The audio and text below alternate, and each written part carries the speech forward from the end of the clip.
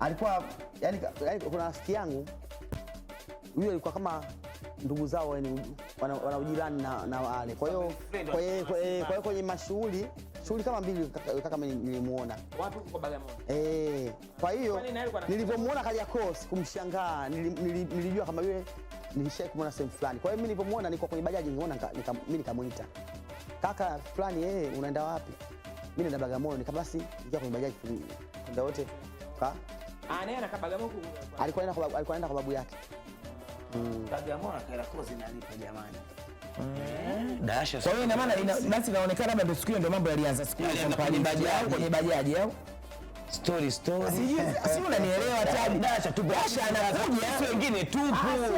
Sio kusema nakuja. Sasa jamani, baada kwa sababu alimuita ndio hivyo jirani kamuona. Kwa hiyo ndio maana tukanijua mambo yalianza basi naomba baada hapo namba labda tukakuomba namba. Tukabadilishana namba. Si ndio hapo kwenye bajaji. Namba yako nikampa namba yangu. Ndio maana nimekwambia ndio mambo yalikuwa. Mazungumzo yetu. Pongezi kwa dereva bajaji. Na Dasha naye ana moyo. Usingempa lift sasa hivi tungejua kama tunashemea zako. Hakuna mengi. Dasha mitano tena bwana. Ya kuku mayai. Habari ndio hiyo. Boko kama boko mwenyewe. Dasha una ndoa ngapi mpaka sasa hivi? Ndoa mbili. Ya kwanza ya kwanza niliolewa nikaishi na mume wangu, kaja tukaingia majambazi, mume wangu akauliwa. Pole. Baadaye tena ndo hii ndo ndoa yangu. Ndio yule Dasha mume ambaye ulizana wale watoto wako wale watoto wako wawili wa kike. Okay. Na kuvipi kuhusu watoto kwa babao? Upendo upo? Maana kuna wengine yani familia sasa, familia ya mume wake wa kwanza, watoto wana mapenzi nao, watoto wao ndio wamewatupa kwa sababu labda baba watoto wamefariki na watoto labda mashangazi bibi vipi? Wanawasiliana nao vizuri. Kwa wakubwa kabisa jamani. Kwa wakubwa sio tatizo, yani mahusiano sasa watoto na familia ya baba yao. Mahusiano mazuri tu. Wako vizuri na wanawatambua tu vizuri. Kabisa. Sasa jamani wa ndoa jamani utakasa kuwatambua kweli. Mwingine anaweza kuwatambua kwa wapenzi tunamaanisha. Familia nyingine watakuwa wamechanganyikiwa. Wana mtihani. Watakuwa wamevurugwa. Watakuwa wamechanganyikiwa na mtihani. Dasha, turudi tarehe 31 ya Disemba mwaka 2024. Unaweza kufanya gani kwa pamoja kama mtoto mmoja? Aweza kusikia Mswala dangu. Yeye alikuwa mswala dangu. Ilikuwaje kuaje mpaka kufikia guest? Yule bwana kufikia tu yani kulala tu labda pia mtu kwenda yani yule bwana mimi siwezi kujua kiukweli ilikuwaje, kwa sababu yule kwanza alikuwa alienda Morogoro kumuguza mamake, kwa sababu yule mtoto mamake na mimi mama yetu mmoja. Kwa hiyo mamake alikuwa anaumwa akawa kwa dadangu mwingine Morogoro. Alipotoka Morogoro alipokuja Bagamoyo, mimi nilikuwa sijui kama bibi kaja Bagamoyo, mimi niko Dar.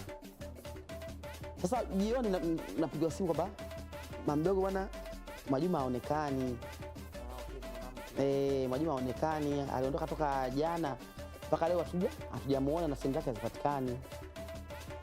Sasa nikasema kwa sababu ni msichana, nikasema inawezekana labda ameenda kwa bwanake, labda ameamua kuzima simu.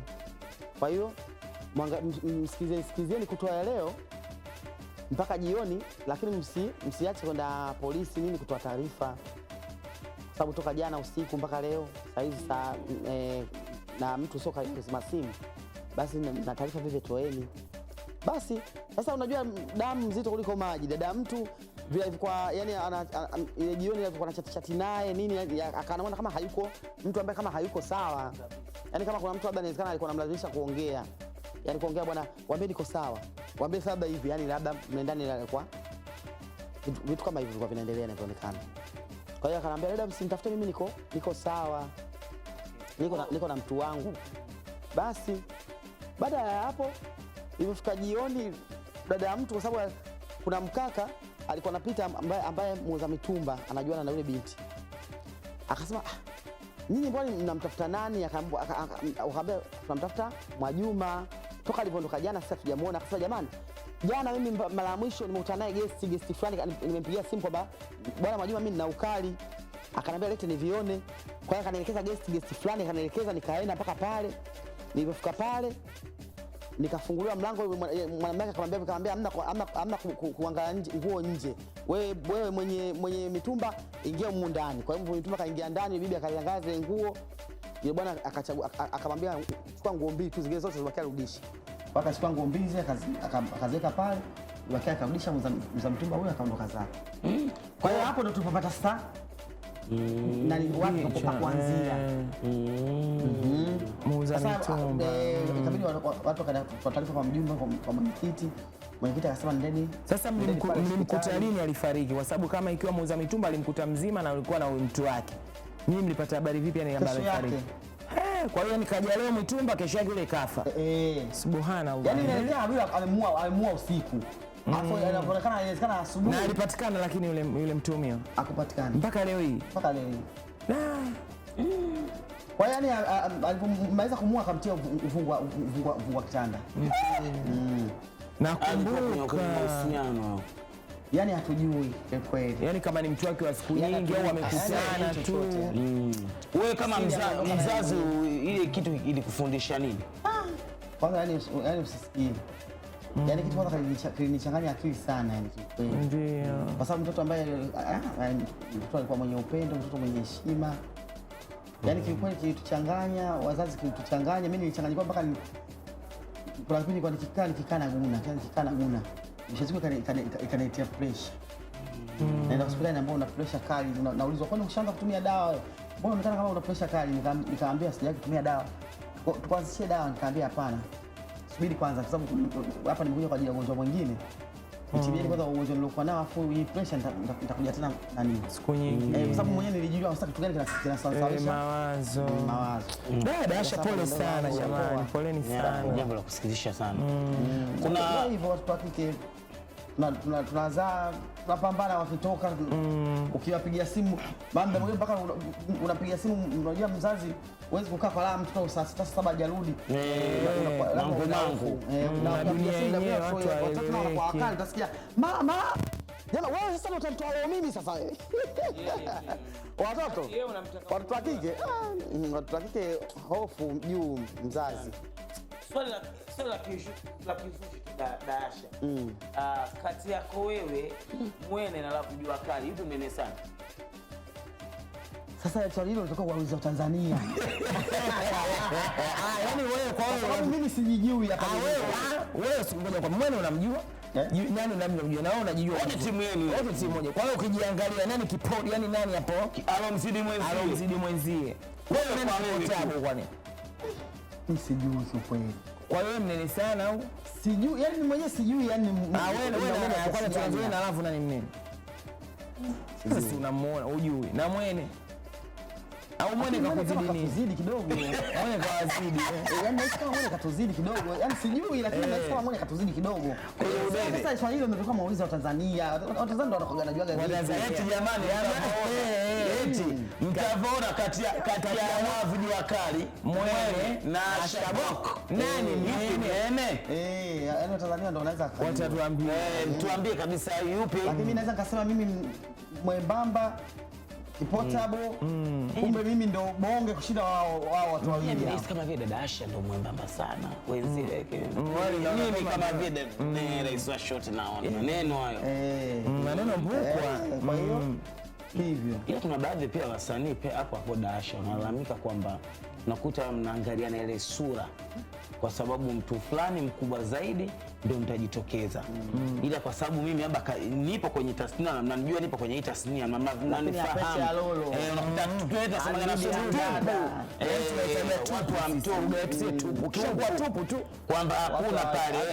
Maana kuna baadhi ya sura kweli somo ukiziona unajua kabisa mfano labda ukiona sura ya kaka fulani basi ujue mtu mzito kwenye huo msiba msanii.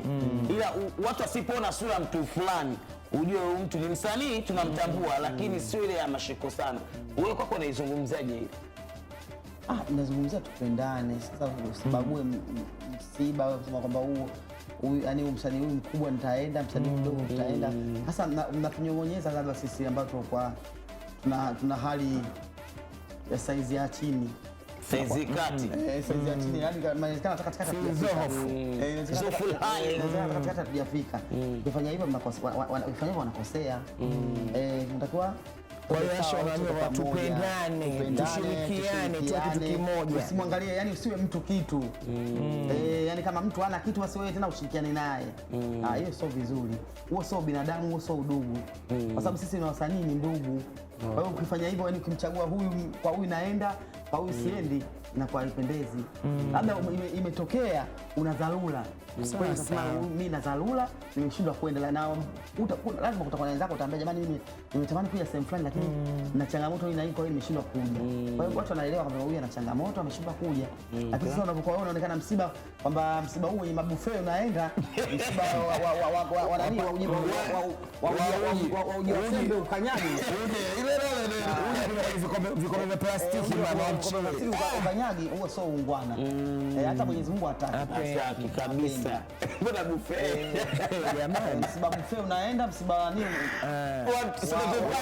Msiba wa vikombe vya plastiki wanakwambia msiba una riski hatari. Watu wengi wanafika huko hivi kama msiba una riski. Nasikia marehemu mwenzangu ana riski jamani.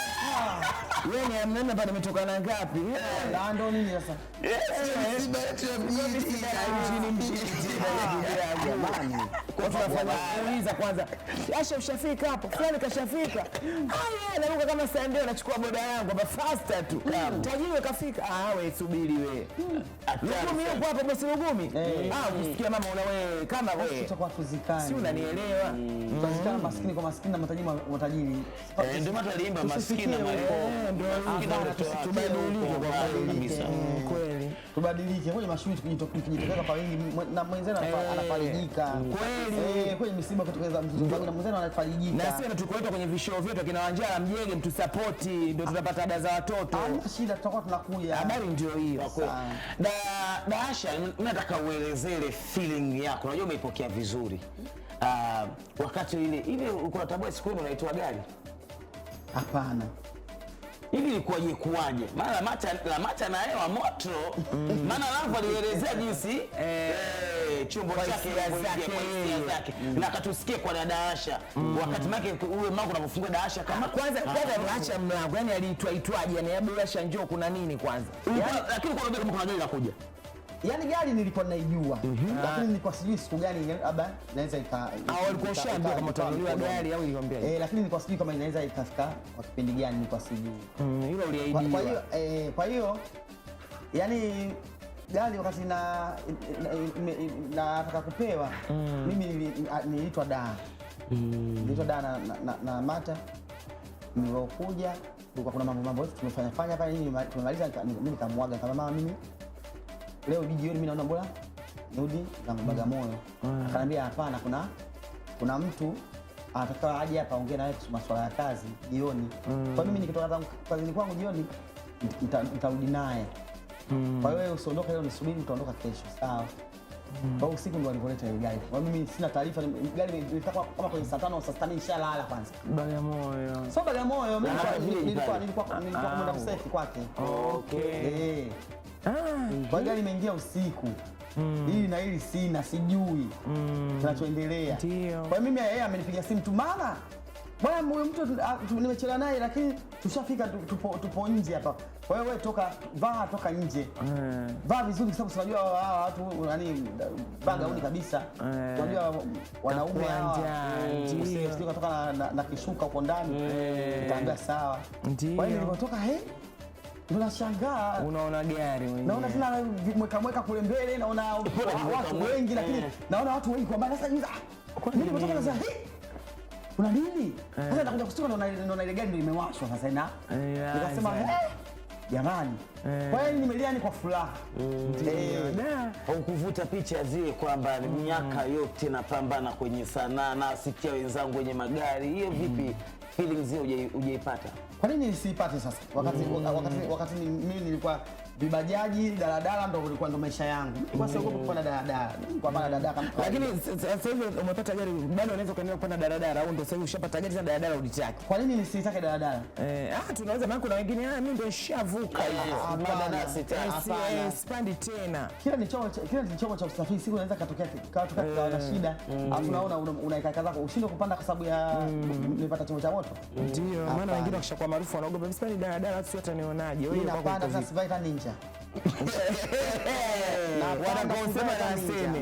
Mwambie Shabako ndio mimi nitakupiga picha, njoo piga picha. Yaani mimi naishi maisha yangu kama jinsi nilivyo na Mwenyezi Mungu jinsi kipato anavyonipa ndio nitakapokuwa hivyo.